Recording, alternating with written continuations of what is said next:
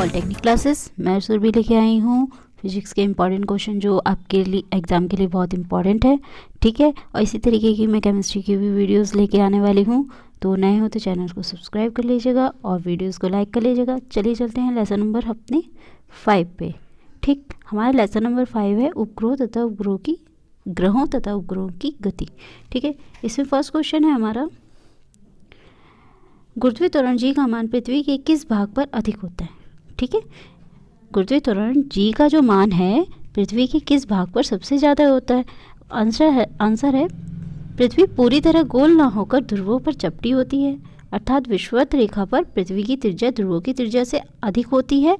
जी का मान विषुवत रेखा पर सबसे कम व ध्रुवों पर सबसे अधिक होता है। ठीक है, कहने का मतलब कि पृथ्वी जो होती है पूरी तरीके से गोल नहीं होती है। ठीक है, उसका कहने का मतलब है ध्रुवों पर चपटी होती है, ये ध्रुव हो गए, ठीक है, और ये विषुवत रेखा हो गई। ठीक है, विषुवत रेखा पर त्रिज्या वहाँ पे बड़ी होती है और ध्रुवों पे त्रिज्या जो होती है वो कम होती है, जिसके कारण जी का मान विषुवत रेखा पर सबसे कम व ध्रुवों पर सबसे ज़्यादा हो जाता है। ठीक है, नेक्स्ट क्वेश्चन पे आते हैं, भूस्थिर उपग्रह किसे कहते हैं। ठीक है, कोई मानव निर्मित उपग्रह, ठीक है, मानव के द्वारा बनाया गया है उपग्रह, यदि पृथ्वी तल से इतनी ऊंचाई पर हो, इसका परिक्रमण काल पृथ्वी को अक्षीय गति के परिक्रमण काल के बराबर हो, मतलब उसके अक्षीय गति मतलब जिस दिशा में वो मूव कर रहा है उसके परिक्रमण काल के बराबर हो, तो वह पृथ्वी के सापेक्ष स्थिर रहेगा। ठीक है, तो इस प्रकार का उपग्रह भूस्थिर उपग्रह कहलाता है। ठीक है, पार्किंग कक्षा, नेक्स्ट क्वेश्चन है, पार्किंग कक्षा किसे कहते हैं। ठीक है, पार्किंग कक्षा भूस्थिर उपग्रह, ठीक है, मतलब जो इस उपग्रह जो होता है स्थिर रहता है पृथ्वी के सापेक्ष, उसे हम भूस्थिर उपग्रह कहते हैं। तो कह रहा है कि भूस्थिर उपग्रह को पृथ्वी के सापेक्ष स्थिर दिखाई देने के लिए इसे पृथ्वी तल से लगभग इतने किलोमीटर ऊपर कक्षा में स्थिर रहना पड़ता है। पृथ्वी तल से, मान लीजिए पृथ्वी का तल है, उससे पृथ्वी के तल से कम से कम 35,830 किलोमीटर ऊपर की साइड स्थिर रहना पड़ता है। ठीक है, इसे ही हम पार्किंग कक्षा कहते हैं। ठीक है, नेक्स्ट क्वेश्चन पे आते हैं, तुल्यकालिक उपग्रह किसे कहते हैं। तुल्यकालिक उपग्रह क्या होते हैं। ठीक है, इसकी उपयोगिता क्या है। ठीक है, जिस उपग्रह का पृथ्वी के परितः परिक्रमण काल 24 घंटे होता है उसे तुल्यकालिक उपग्रह कहते हैं। ठीक है, पृथ्वी के परितः जो 24 घंटे में एक चक्कर पूरा करती है उसे हम तुल्यकालिक उपग्रह कहते हैं। ठीक है, ये पृथ्वी के सापेक्ष सदैव स्थिर दिखाई देती है। ठीक है, अतः इसको भूस्थिर उपग्रह भी कहते हैं क्योंकि रुकी हुई रहती है। इसका उपयोग दूरसंचार में किया जाता है। ठीक है, नेक्स्ट क्वेश्चन आता है, पलायन वेग के आधार पर समझाइए कि चंद्रमा पर वायुमंडल नहीं है। ठीक है, चंद्रमा का वेग v का मान लगभग 2.88 किलोमीटर पर सेकंड से जो वायु कणों के औसत वेग से काफ़ी कम होता है। मतलब जो वायु के कण होते हैं उसकी जो औसत वेग की जो वैल्यू होगी उससे भी कम होती है इसकी चाल। अतः वायु के कण चंद्रमा पर नहीं रुक सकते हैं। ठीक है, चंद्रमा पर वायुमंडल ना होने का यही कारण है। ठीक है, वहाँ पे क्योंकि वायु के कण चंद्रमा पे रुक नहीं सकते जब तक कि वहाँ चंद्रमा पे कोई कण नहीं रुकेगा, जब तक कि वहाँ वायुमंडल नहीं प्रेजेंट होगी। ठीक है, इसलिए हम कह सकते हैं कि वहाँ पे वायुमंडल नहीं है। नेक्स्ट क्वेश्चन पे आते हैं, उपग्रह कितने प्रकार के होते हैं। ठीक है, उपग्रह 2 प्रकार के होते हैं, प्राकृतिक उपग्रह और कृत्रिम उपग्रह। प्राकृतिक उपग्रह वो उपग्रह होता है जो प्रकृति के द्वारा निर्मित होता है, और कृत्रिम उपग्रह वह उपग्रह होता है जो मानव के द्वारा बनाया जाता है। ठीक है, ये नीचे क्वेश्चन यही है।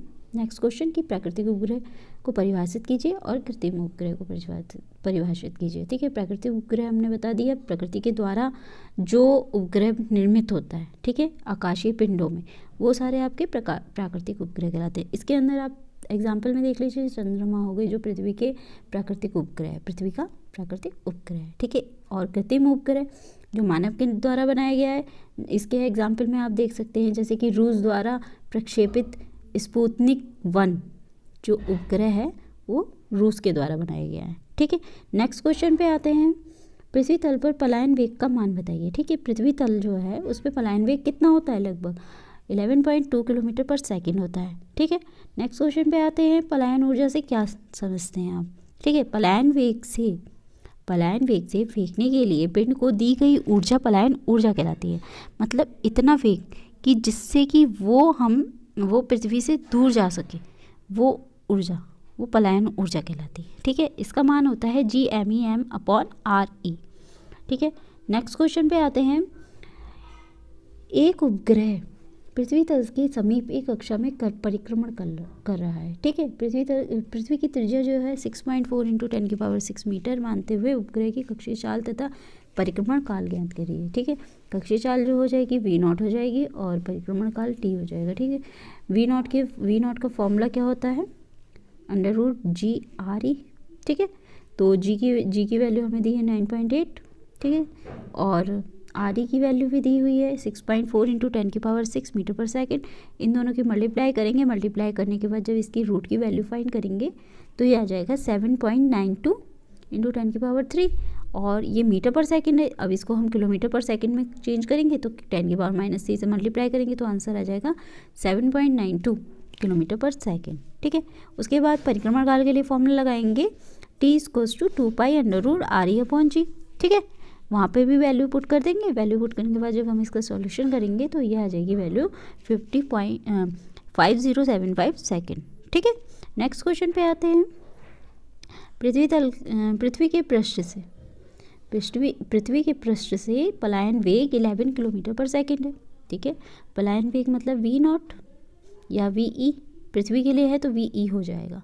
ठीक है। किसी दूसरे ग्रह की त्रिज्या पृथ्वी की सापेक्ष दुगनी है। किसी दूसरे ग्रह की त्रिज्या पृथ्वी के सापेक्ष दुगनी है। ठीक। तो पृथ्वी की RE हो जाएगी और दुगनी जो हो जाएगी नेक्स्ट वाली जो होगी वो दुगनी हो जाएगी, तो वो 2RE हो जाएगी तथा द्रव्यमान इसका जो है वो 2.88 गुना हो जाएगा।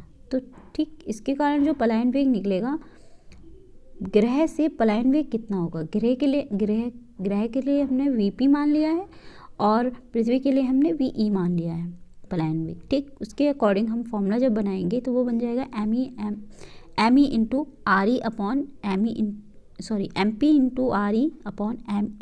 × RP। ठीक है। इसकी वैल्यू सबकी पुट कर देंगे। ठीक। ये M से M कैंसिल आउट हो जाएगा, ये R से R कैंसिल आउट हो जाएगा। जब आप इसको सॉल्यूशन करेंगे तो ये वैल्यू आ जाएगी 13.2 किलोमीटर पर सेकेंड। ठीक है। नेक्स्ट क्वेश्चन पे आते हैं। जब हम पृथ्वी की सतह से ऊपर जाते हैं, ठीक है, तो गुरुत्वीय त्वरण का मान बदल जाता है। ठीक है। आवश्यक सूत्र दीजिए। ठीक है। कि जब हम पृथ्वी सतह से ऊपर जाते हैं तो उस टाइम जो गुरुत्वीय त्वरण का मान जो होता है वो चेंज हो जाता है। तो वो कितना चेंज होता है उसके अकॉर्डिंग, उसके लिए जो हमें सूत्र पता है वो ये है कि G' = G जो हो गया पहले वाला गुरुत्वीय त्वरण हो गया जो पृथ्वी पे। ठीक है। और अंडर ब्रैकेट में 1 - 2h/r। ठीक है। नेक्स्ट क्वेश्चन पे आते हैं। नेक्स्ट क्वेश्चन है पृथ्वी तल से किसी पिंड का पलायन वेग 11.2 किलोमीटर पर सेकेंड है। यदि किसी अन्य ग्रह की त्रिज्या पृथ्वी की त्रिज्या का 1/3, अन्य ग्रह की त्रिज्या पृथ्वी की त्रिज्या का 1/3 तथा द्रव्यमान पृथ्वी के द्रव्यमान का 1/4 हो जाता है, तो ग्रह से पलायन वेग कितना होगा? यहाँ पे भी VP की वैल्यू फाइंड करनी है। बिल्कुल सेम उसी तरीके से होगा। ठीक। यहाँ पे भी वही फॉर्मूला यूज़ करेंगे। ठीक। यहाँ पे लगाएंगे MP/ME × RE/RP। ठीक है।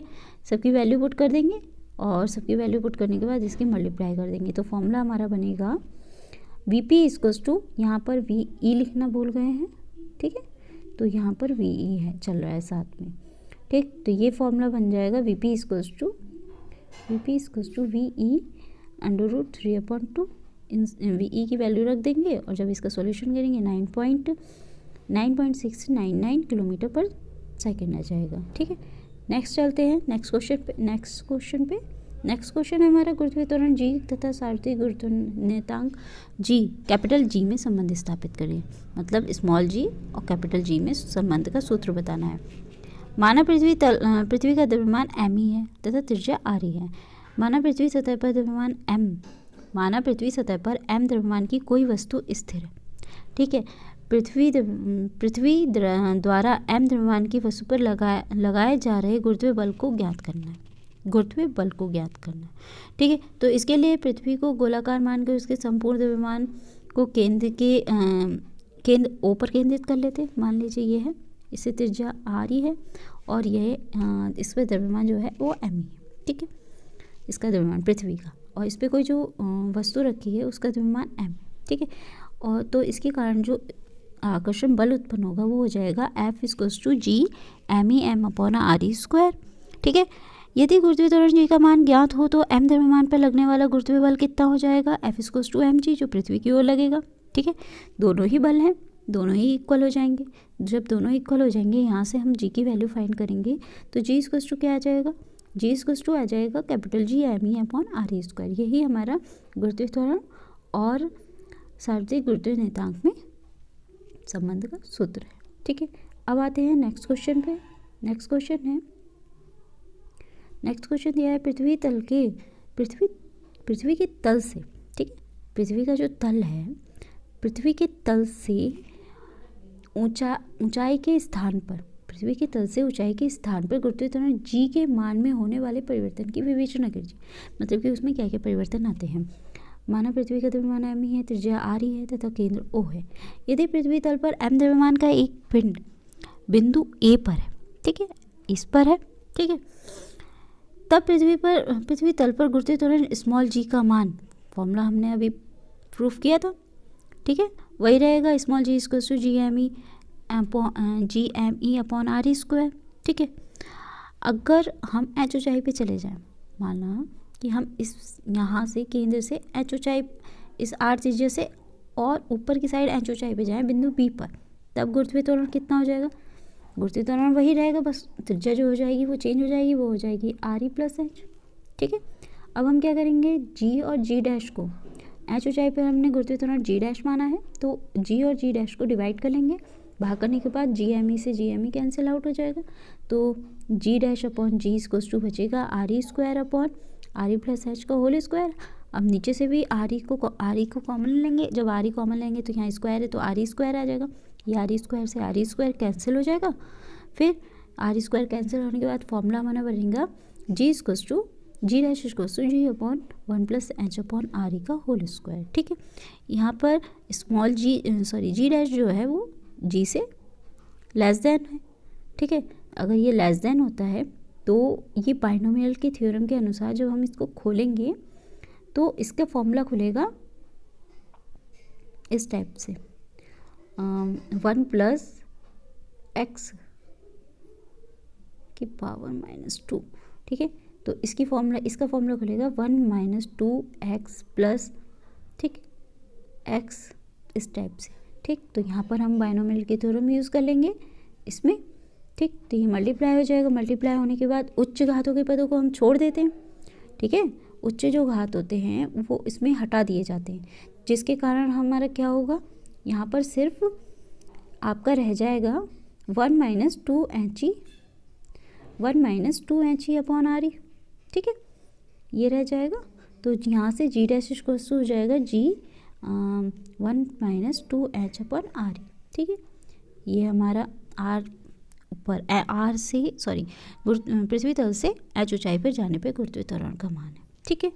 नेक्स्ट टॉपिक पे आते हैं इसके, कि अगर पृथ्वी तल के अंदर जाने पर, ठीक है, अभी हम ऊपर जा रहे थे, अब ये कह रहा है कि अगर हम पृथ्वी तल के अंदर जाएंगे तब उस पर क्या प्रभाव पड़ेगा। माना एम द्रव्यमान का एक पिंड पृथ्वी से r दूरी नीचे की तरफ जाता है, यहाँ तक जाता है, ये r दूरी अंदर की साइड, ठीक है, स्मॉल d, जहाँ गुरुत्वीय त्वरण का मान G' हो जाएगा। यहाँ पर भी हम जो चेंज करेंगे गुरुत्वीय त्वरण उसको G' मान लेंगे, ठीक है। तो पृथ्वी की पिंड के केंद्र O से RE - D दूरी हो जाएगी, यहाँ से यहाँ तक की दूरी RE - D हो जाएगी, ठीक है। तो केंद्र O को केंद्र मानकर RE - D त्रिज्या के ठोस गोले के तल पर स्थित है तथा बाहरी कवच खोखले के अंदर है, ठीक है, ये इसके अंदर है, ठीक है। चूँकि खोखले के भीतर स्थित पिंड पर भीतर वाले ठोस गोले के गुरुत्वाकर्षण के कारण एक बल कार्य करेगा, ठीक है, जो कहाँ पर होगा, RE - D त्रिज्या पर होगा, ठीक है, जिसके कारण वहाँ द्रव्यमान ME' उत्पन्न हो जाएगा, ठीक है। तो हमें पता है ME' द्रव्यमान बराबर होता है आयतन × घनत्व, तो गोले का आयतन जो होता है 4/3 πr³ होता है। यहाँ पर त्रिज्या जो है RE - D है, ठीक है। तो आर ई माइनस डी का क्यूब हो जाएगा, घनत्व हमने रो से प्रेजेंट किया है, ठीक है। यहाँ पर घनत्व जो है औसत घनत्व ये डी है, ठीक है।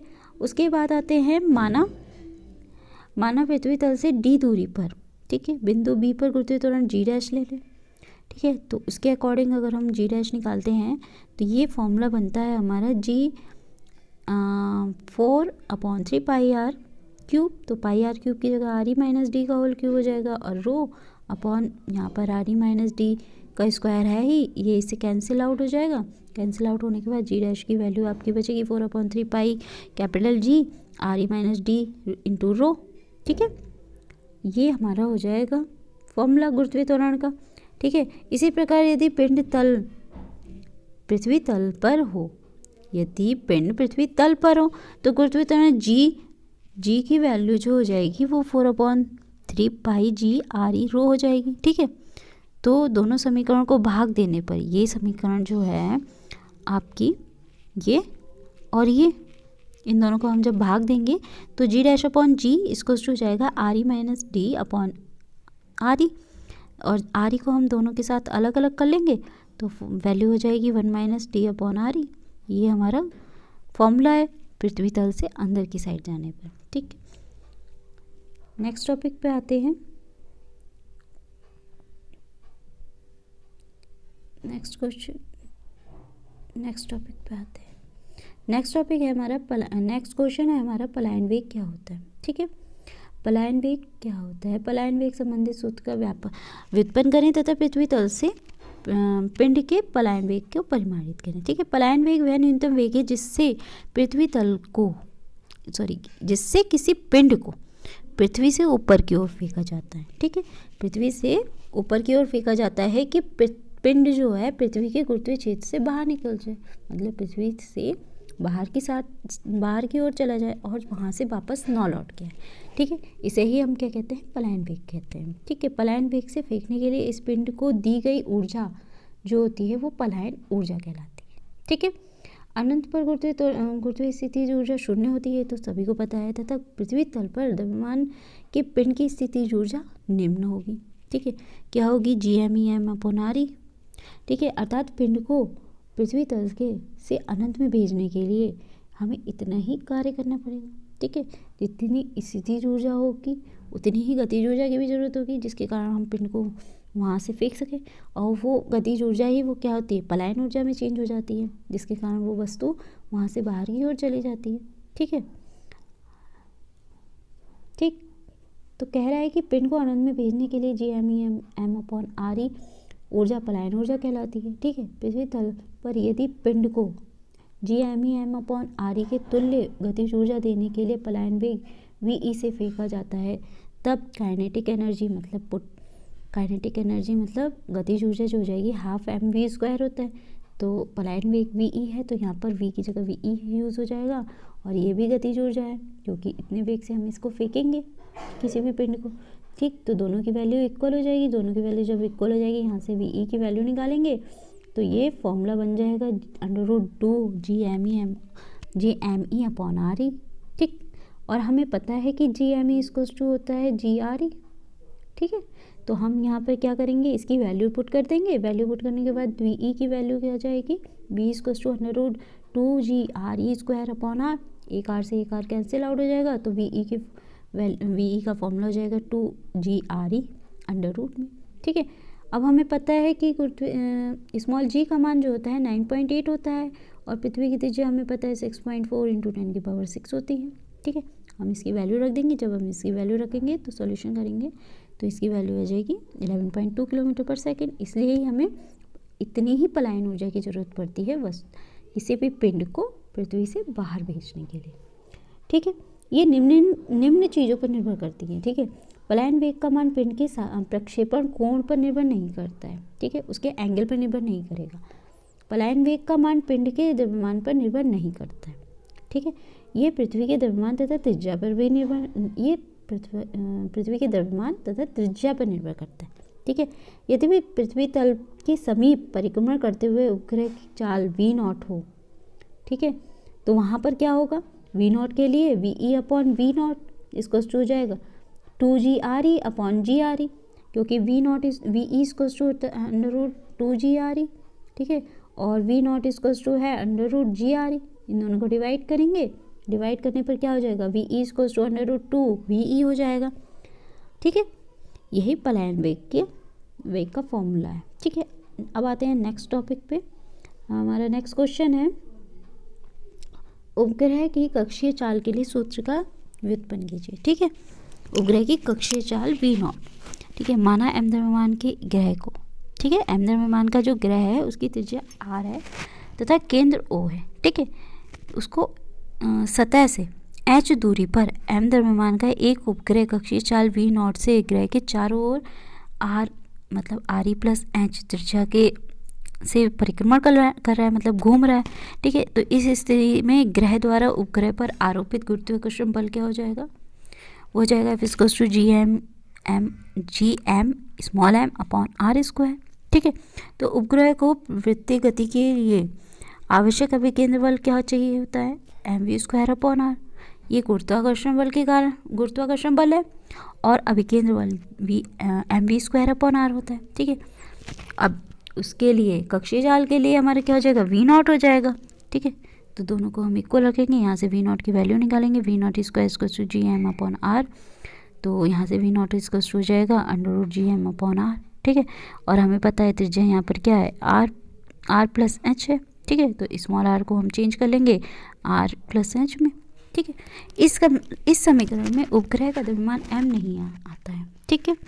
इस समीकरण में उपग्रह का जो द्रव्यमान है वो m नहीं आता है, जिसके लिए हम निकाल रहे हैं, ठीक है। अर्थात उपग्रह की कक्षीय चाल वी नॉट द्रव्यमान पर निर्भर नहीं करती है।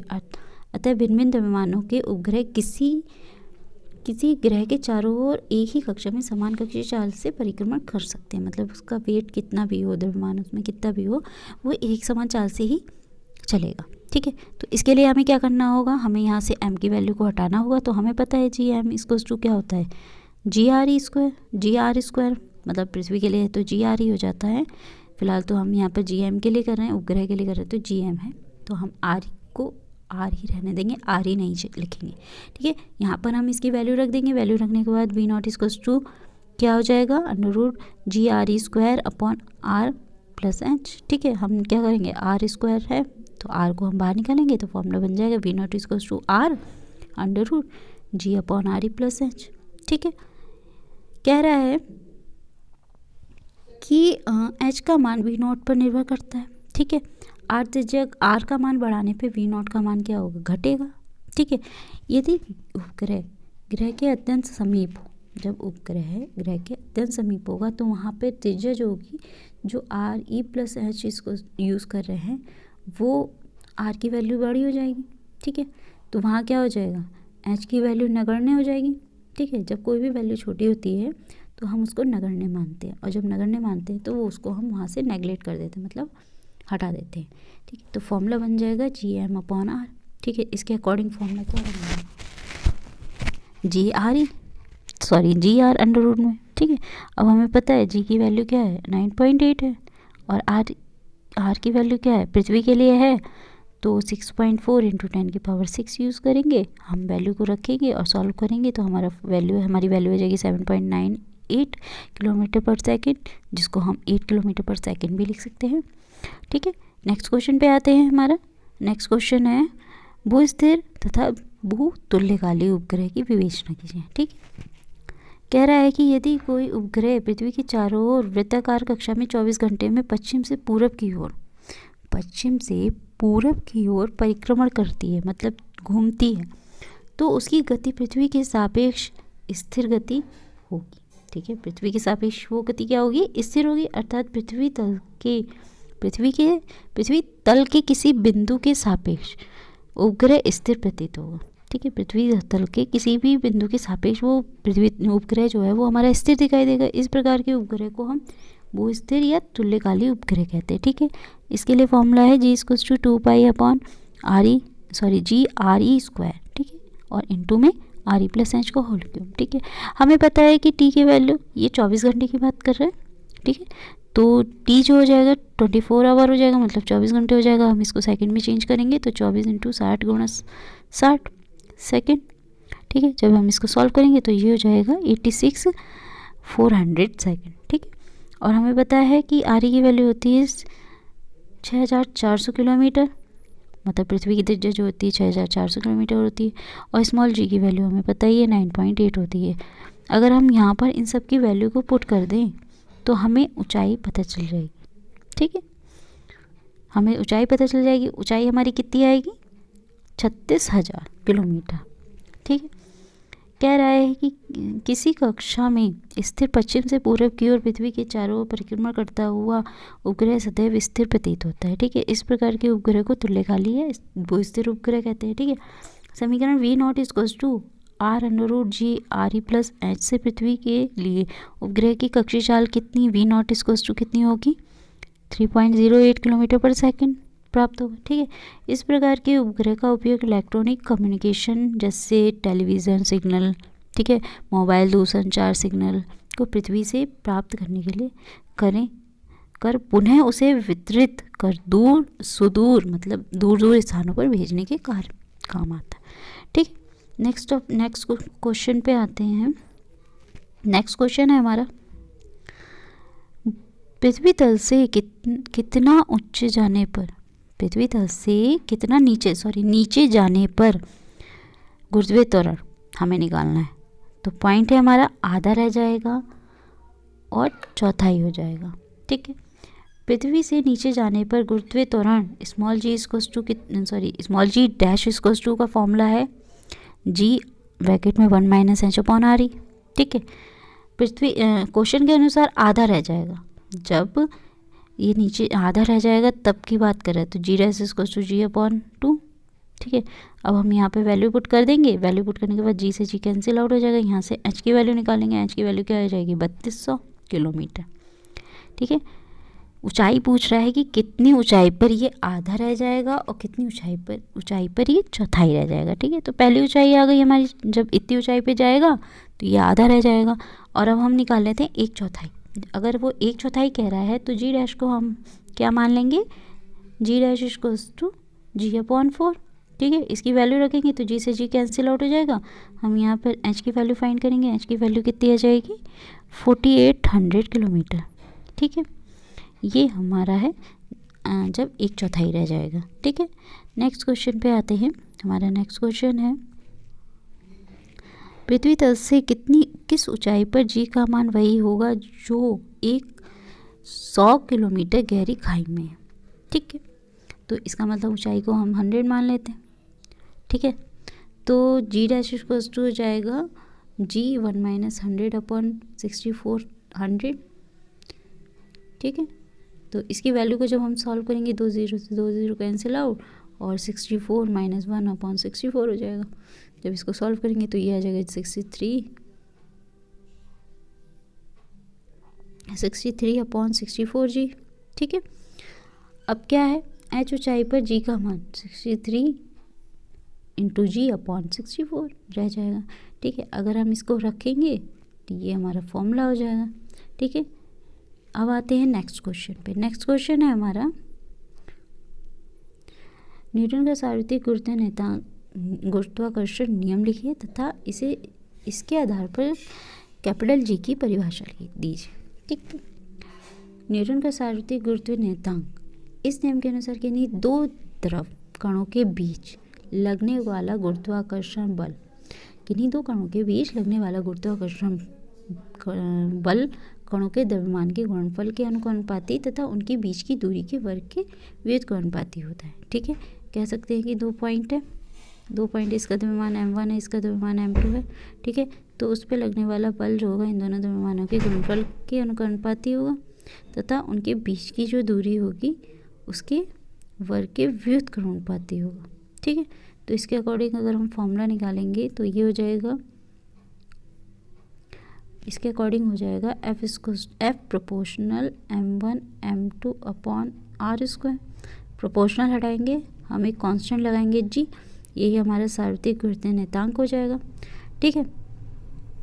इसे ही हम सार्वत्रिक गुरुत्वीय नियतांक कहते हैं। यहाँ से हम कैपिटल G की वैल्यू जब फाइंड करेंगे तो हो जाएगा Fr² m1 m2, ठीक। हमने यदि m1 और m2 को 1 मान लें और r1 मान लें तो वहाँ पर g की वैल्यू जो हो जाएगी वो f के इक्वल हो जाएगी। ठीक है, नेक्स्ट क्वेश्चन पे आते हैं। सूर्य के दो ग्रहों के बीच की दूरियां कम से इतनी और इतनी हैं। ठीक है, इनकी चालों का अनुपात ज्ञात कीजिए। ठीक है, हमें पता है केपलर के तृतीय के नियम के अनुसार t² होता है kr³। ठीक है, और t ग्रह का आवर्तकाल है। ठीक है, और r जो होगी ग्रह की सूर्य से दूरी है। ठीक है, तो यदि ग्रहों के आवर्तकाल t1 t2 ले लें तो, और सूर्य की दूरियां क्रमशः r1 r2, तो इसके अकॉर्डिंग केपलर नियम के अनुसार हम लिख सकते हैं कि t1² / t2² kr1³ upon kr2³। ठीक है, के से के कैंसिल आउट हो जाएगा तो हमारा फॉर्मूला हो जाएगा t1² / t2² r1³ upon r2³। अगर हम यहाँ से t1 अपॉन t2 की वैल्यू निकालेंगे r1 अपॉन r2 की पावर 3/2 हो जाएगा। ठीक है, कह रहा है कि ग्रह से सूर्य की दूरी r2 हम 4r1 ले लें। ठीक है, और ग्रह का परिक्रमण काल वहाँ t2। ठीक, तो इसके अकॉर्डिंग जब हम इसके फॉर्मूले में वैल्यू रखेंगे तो हमारी जो वैल्यू हो जाएगी वो t2 upon t1 = 4r1 upon r1 की पावर 3/2 हो गई। r1 से r1 कैंसिल आउट हो जाएगा। जब हम 4 की पावर 3/2 को सॉल्व करेंगे तो हमारा रह जाएगा 2 की पावर 3, और जब इसको सॉल्व करेंगे तो ये 8 आ जाएगा। ठीक है, तो t2 की वैल्यू जो आ जाएगी वो 8 वर्ष आ जाएगी। ठीक है, नेक्स्ट क्वेश्चन पे आते हैं। नेक्स्ट क्वेश्चन है हमारा, किसी अंतरिक्ष यान को पृथ्वी के अति समीप वृत्तीय कक्षा में छोड़ दिया जाए। ठीक है, कह रहा है कि किसी अंतरिक्ष यान को पृथ्वी के अति समीप वृत्तीय कक्षा में छोड़ दिया जाए तो इस कक्षा में अंतरिक्ष यान को कितना और अधिक वेग दिया जाएगा कि पृथ्वी तल के आकर्षण से बाहर हो जाए। ठीक है, माना पृथ्वी की त्रिज्या हमें दी हुई है यहाँ पर 6400 किलोमीटर और स्मॉल जी का मान दिया हुआ है 9.8 किलोमीटर/सेकंड²। ठीक है, हमें पता है कि कक्षीय चाल का फॉर्मूला क्या होता है, v0 = √gre। ठीक है, और पलायन वेग का मान होता है ve = √2gre। ठीक है, इन सब की वैल्यू रख देंगे। ठीक है, ठीक रखने के बाद क्या हो जाएगा, इसमें वृद्धि पूछ रहा है, आवश्यक वृद्धि। ठीक है, तो आवश्यक वृद्धि निकालेंगे हम ve - v0, तो वो हो जाएगी 1.414 √gre। ठीक है, वहाँ से हम इसकी वैल्यू फाइंड करेंगे। जब वैल्यू रखेंगे जी की और आर की, तो जब सॉल्व करेंगे तो आ जाएगा 3.278 × 10³ किलोमीटर/सेकंड। नेक्स्ट क्वेश्चन पे आते हैं। ग्रहों की गति संबंधित केपलर के नियमों की विवेचना कीजिए। ठीक है, टाइको ब्रेल के खगोलीय प्रेक्षणों के आधार पर केपलर ने सौर परिवार में सूर्य की परिक्रमा करने वाले ग्रहों की गति के संबंध में 3 नियम दिए थे। ठीक है, कक्षाओं का नियम, ठीक है, क्षेत्रीय चाल का नियम, ठीक है, और तीसरा नियम दिया है परिक्रमण काल का नियम। ठीक है, पहले नियम पे आते हैं। ठीक है, हमारा पहला नियम है, प्रत्येक ग्रह सूर्य के परितः दीर्घवृत्ताकार पथ पर गति करता है। ठीक है, तथा सूर्य उस दीर्घवृत्त के किसी एक फोकस पर होता है। ठीक है, मतलब एक पॉइंट पे रहता है और उसके चारों ओर गति करता रहता है। विभिन्न ग्रहों की कक्षाएं भिन्न भिन्न होती हैं, मतलब जो अलग अलग ग्रह होते हैं उनकी कक्षाएं जो होती हैं वो सब अलग अलग होती हैं। ठीक है, सेकंड पॉइंट पे आता है क्षेत्रीय चाल का नियम। ठीक है, क्षेत्रीय चाल किसी ग्रह के कक्षीय तल में ग्रह तथा सूर्य को मिलाने वाली रेखा समान अंतरालों में समान क्षेत्र तय करती है। ठीक है, समान समय अंतराल मतलब अलग अलग टाइम पे समान क्षेत्र तय कर रही है, मतलब ठीक है, अर्थात ग्रह तथा सूर्य को मिलाने वाली रेखा को हम क्षेत्रफलीय चाल कहते हैं। ठीक है, नेक्स्ट आता है, इसी में कह रहा है कि कोई ग्रह, माना कोई ग्रह सूर्य की परिक्रमा करते हुए एक निश्चित समयांतराल में अपनी कक्षा के बिंदु ए से बी तक जाता है। ठीक है, मतलब मान लीजिए एक निश्चित टाइम पे वो बिंदु ए से बी तक जा रहा है। ठीक है, तथा उतने ही अंतराल पर वो पॉइंट सी से डी में जा रहा है। ठीक है, पहले वो ए से बी में जा रहा है, फिर बी से सी से डी में जा रहा है। ठीक है, तब इस नियम के अनुसार क्षेत्रफल ए एस डी बराबर हो जाएगा क्षेत्रफल सी एस बी। ठीक है, ठीक, इन दोनों का क्षेत्रफल बराबर हो जाएगा। इस तथ्य से स्पष्ट है कि किसी कक्षा में ग्रह की चाल निरंतर बदलती रहती है। ठीक है, चाल बदलती रहेगी अगर समय हम नहीं भी बदलेंगे तो। ठीक है, तथा ग्रह सूर्य के दूरस्थ होता है, मतलब ग्रह जो होता है वहाँ से सूर्य से दूर स्थित होता है। ठीक है, तो उसकी चाल न्यूनतम तथा सूर्य के समीप जब आता है, ठीक है, तो उसकी चाल जो हो जाती है वो अधिकतम हो जाती है। समय तो उतना ही लग रहा है पर चाल जो हो जाती है तेज हो जाती है, जिसके कारण वो ज़्यादा दूरी तय कर लेता है, और वो दूर होने के कारण वो थोड़ी ही दूरी तय कर पाता है उतने ही समय में। ठीक है, अब आगे कह रहा है कि केपलर का ग्रहों की गति का द्वितीय नियम वास्तव में ग्रह के कोणीय संवेग संरक्षण के नियम है। ठीक है, तथा परिमाण दोनों संरक्षित है।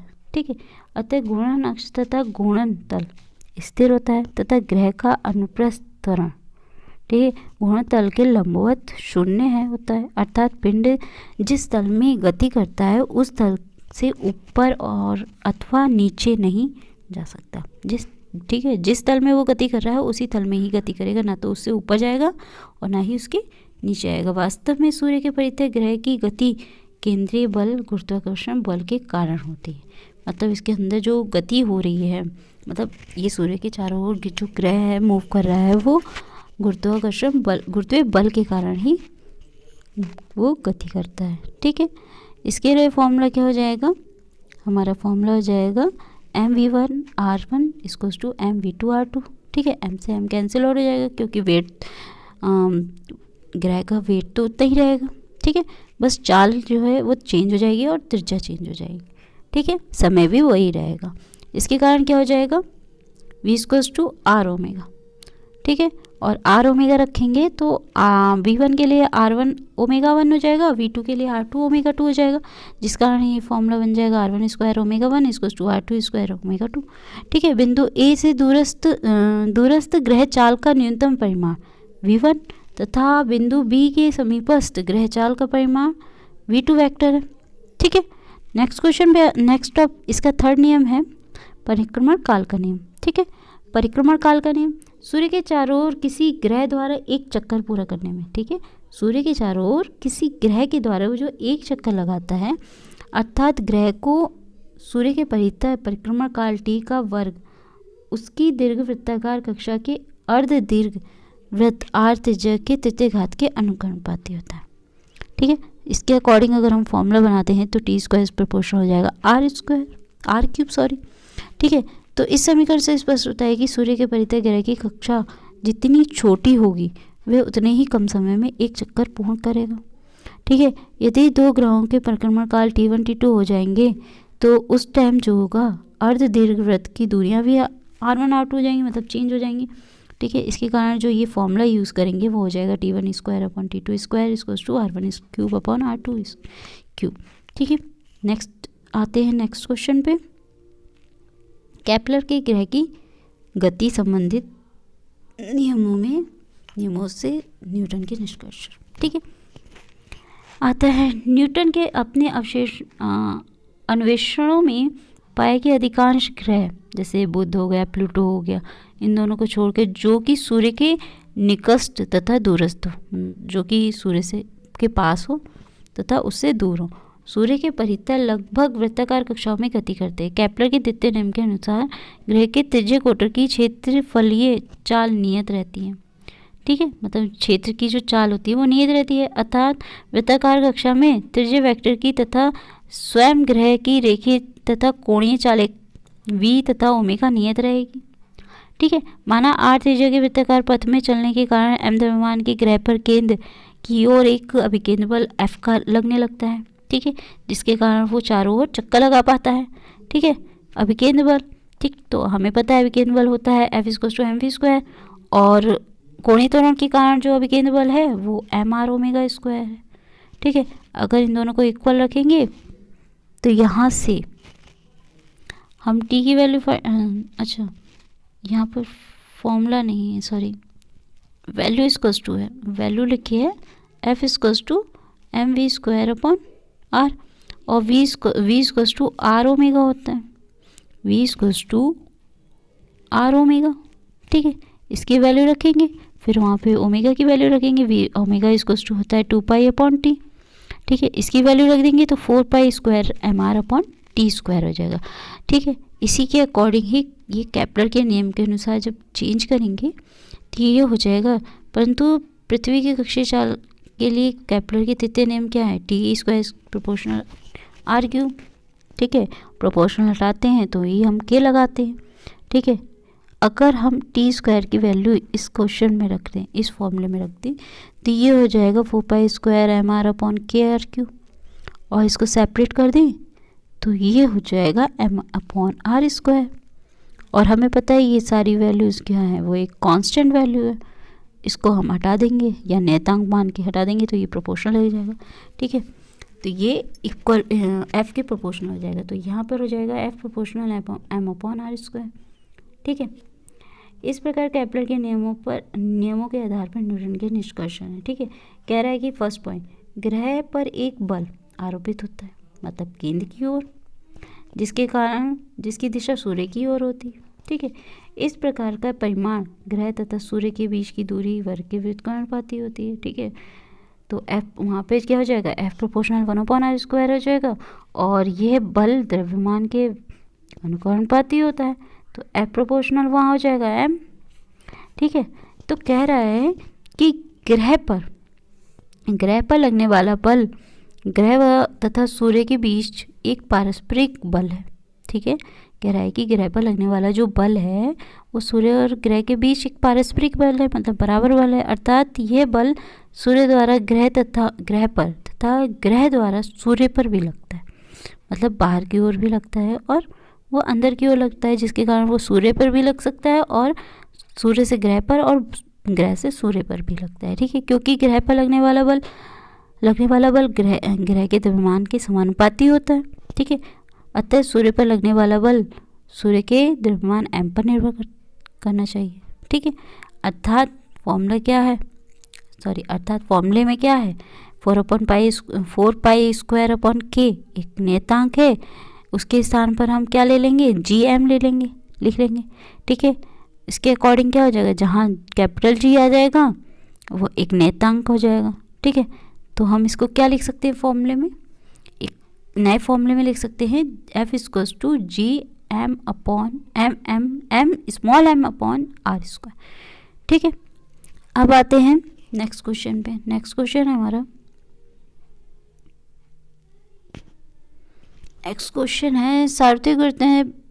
सार्वत्रिक गुरुत्वाकर्षण बल क्या है। ठीक है, न्यूटन का सार्वत्रिक गुरुत्वाकर्षण बल की विवेचना कीजिए।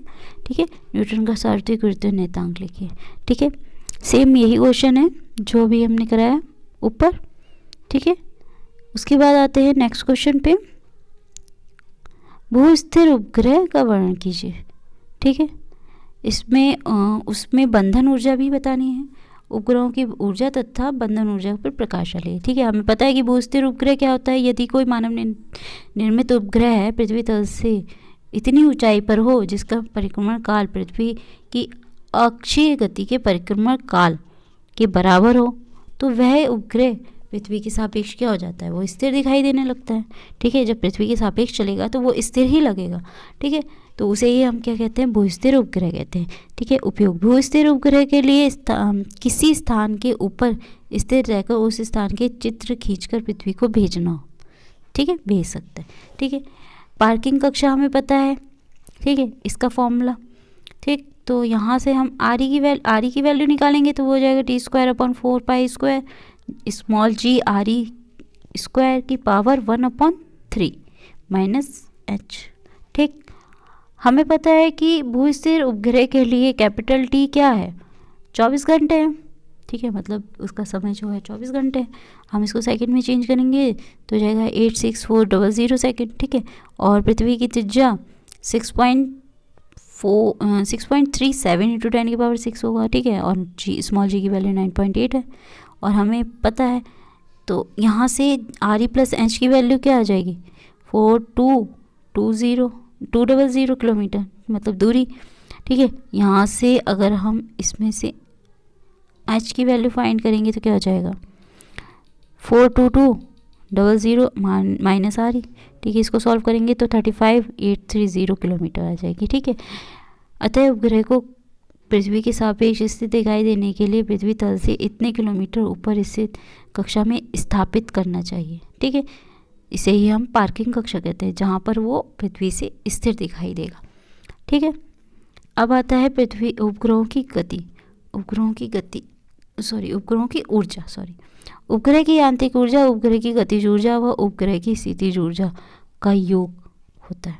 कह रहा है कि उपग्रह की यांत्रिक ऊर्जा जो है उपग्रह की गतिज ऊर्जा व स्थितिज ऊर्जा का योग होता है, ठीक है।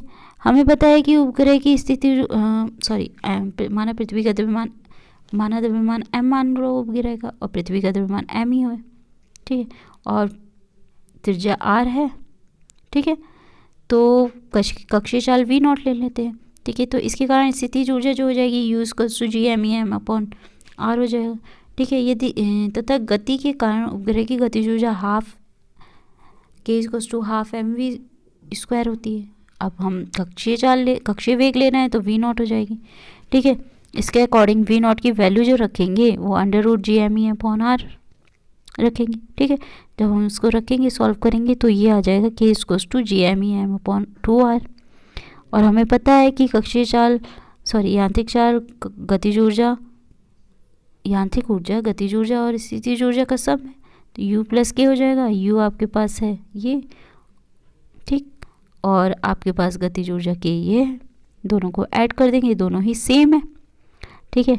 ऐड कर देंगे तो क्या हो जाएगा माइनस का G_m_E_m/2r, ठीक। आगे कह रहा है कि बंधन ऊर्जा, ठीक है। उपग्रह को उसकी कक्षा से हटाने के लिए आवश्यक ऊर्जा को उपग्रह की बंधन ऊर्जा कहते हैं। कह रहा है कि उपग्रह को उसकी कक्षा से हटाने के लिए, जिस कक्षा में वो रहता है, उस ऊर्जा को हम बंधन ऊर्जा कहते हैं, ठीक है।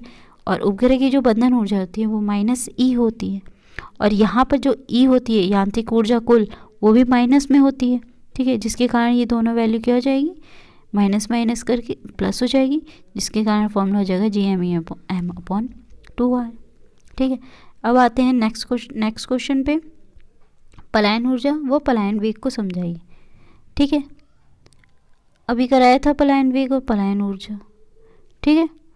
वही चीज़ है कि किसी भी पलायन वेग वह न्यूनतम वेग है जिससे किसी पिंड को फेंकने पर पृथ्वी पर वापस ना लौटे, किंतु वस्तु को पृथ्वी के गुरुत्वीय क्षेत्र से पलायन कराने के लिए वस्तु को दी गई ऊर्जा ही उसकी क्या कहलाती है, पलायन ऊर्जा कहलाती है, ठीक है।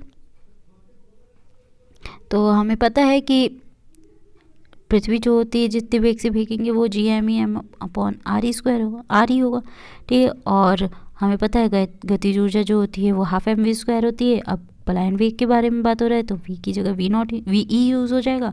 हम यहाँ से VE की वैल्यू निकालेंगे, √ में आ जाएगी, ठीक है। और G_m_E की वैल्यू लगा देंगे, same as it is VE √G_r 2G_r हो जाएगा, ठीक है। नेक्स्ट क्वेश्चन पे आते हैं। उपग्रह क्या है, ठीक है।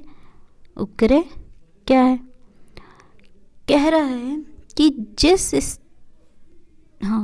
और कह रहा है कि पृथ्वी की सतह से h ऊंचाई पर किसी कृत्रिम उपग्रह की कक्षीय चाल के लिए व्यंजक है। जो प्राकृतिक कृत्रिम उपग्रह है, ठीक है, उपग्रह की गति इसके द्रव्यमान पर निर्भर नहीं करती है, ठीक है, दर्शाना है। कह रहा है कि उपग्रह किसी तरह विभिन्न ग्रह सूर्य के चारों ओर परिक्रमा करते हैं, ठीक है। उसी तरह कुछ आकाशीय पिंड भी इन ग्रहों के चारों ओर चक्कर लगाते हैं, ठीक है। कुछ आकाशीय पिंड भी होंगे जो इसके चारों ओर घूमते होंगे, ठीक है। जैसे कि चंद्रमा पृथ्वी के चारों ओर वृत्तीय कक्षा में चक्कर लगाता रहता है, ठीक है। तो पृथ्वी एक ग्रह तथा चंद्रमा पृथ्वी का एक उपग्रह है, ठीक है। पृथ्वी एक ग्रह है और चंद्रमा क्या हो गया, पृथ्वी का एक उपग्रह हो गया। तो उपग्रह की कक्षीय चाल कैसे निकलेगा, पृथ्वी के चारों ओर एक वृत्तीय कक्षा की त्रिज्या क्या हो जाएगी, वो स्मॉल आर ले लेते हैं, उसकी कक्षीय चाल v0 हो जाएगी, ठीक है। इसकी परिक्रमा कर जो इसके परिक्रमण कर रहा है, ठीक है, और उस पर एक अभिकेंद्र बल कार्य करेगा जिसके कारण वो घूम पाएगा। जब तक कि केंद्र बल नहीं होगा तब तक कि वो किसी के चारों ओर घूम नहीं सकता, ठीक है। तो क्या हो जाएगा, वहाँ पर उसके चारों ओर घूमने के लिए उसे गुरुत्वाकर्षण बल की जरूरत भी पड़ेगी और अभिकेंद्र बल की भी जरूरत पड़ेगी, ठीक है। तो हमें पता है कि कैपिटल G इक्वल्स टू होता है G इक्वल्स टू MEM/r², ठीक है। यहाँ से क्या हो जाएगा, ये mv²/r हो जाएगा, ठीक है। GME की वैल्यू हमें पता है v² v0²